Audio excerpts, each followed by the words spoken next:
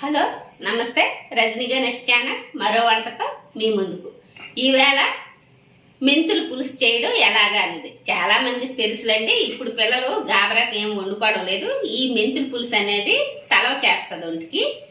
వేసవిలో మనం ఏం తినడానికి ఎండలు ఎక్కువ ఉన్నప్పుడు తినడానికి ఇష్టపడదు. ఆ టైంలో ఇది చేసుకుంటే బాగుంటుంది. చూడండి, దానికి కావలసిన పదార్థాలు: ఉల్లిపాయలు కాస్త ఎక్కువగా కోసుకోవాలి. ఉల్లిపాయలు, కరివేపాకు, తాలింపుకి ఎండుమిర్చి, జీలకర్ర, మినప్పప్పు వేసాను.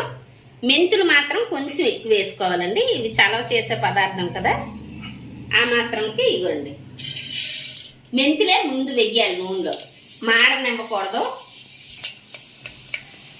చిట్టపట్లాడేటప్పుడు ఇవ్వండి, మెంతు మాడనివ్వకూడదు.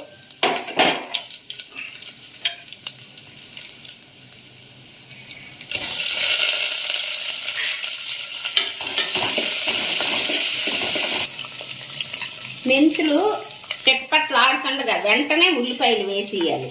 వేసి కాస్త ఉల్లిపాయలు ఎక్కువ వేస్తే బాగా వేగనివ్వాలండి.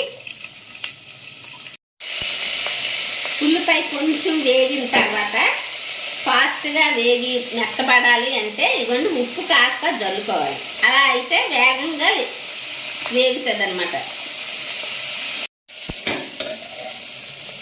ఇవ్వండి, అలా ఎర్రగా ఏదైతే కదా, మీకు ఇంకా బాగా కావాలంటే ఎక్కువ వేపుకోండి, కానీ ఇదైతే సరిపోద్ది.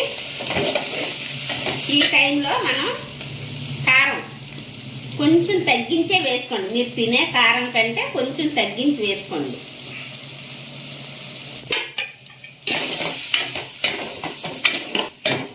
ఇలా కారంతో పాటు ఒక్కసారి వేగనివ్వాలండి. అలా వేగితే కారం పచ్చివాసన పోతుంది అనమాట. ఇదే కాదు, ఏ కూర అయినా సరే కారం వేయగానే నీళ్ళు పోసేయడం కాదు, ఒక్క వేపు అంతే. మాడిపోకుండా కొంచెం వేసామన్నమాట. ఇలా చింతపండు మొగ్గు తీసి మనకి ఎంత పులుపు మనం వాడతామో ఆ పులుపుని బట్టి వేసుకోవాలి. మరీ పుల్లగా వేసుకోవాల్సిన పని లేదు.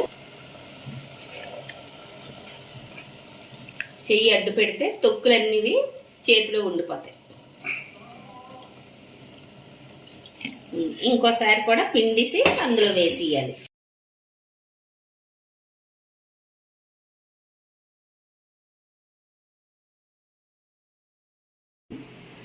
ఇది ఒక్కసారి చేసుకోండి. మనం 2 రోజులకు కూడా చేసుకోవచ్చు. అలా చేసుకునేటప్పుడు ఇవాళ ఉదయం మరిగిస్తాం కదండి, రాత్రి కూడా మరిగించి ఉంచుకోవాలి పక్కన. లేదు ఫ్రిడ్జ్లో పెట్టేసుకుంటామంటే పర్వాలేదు.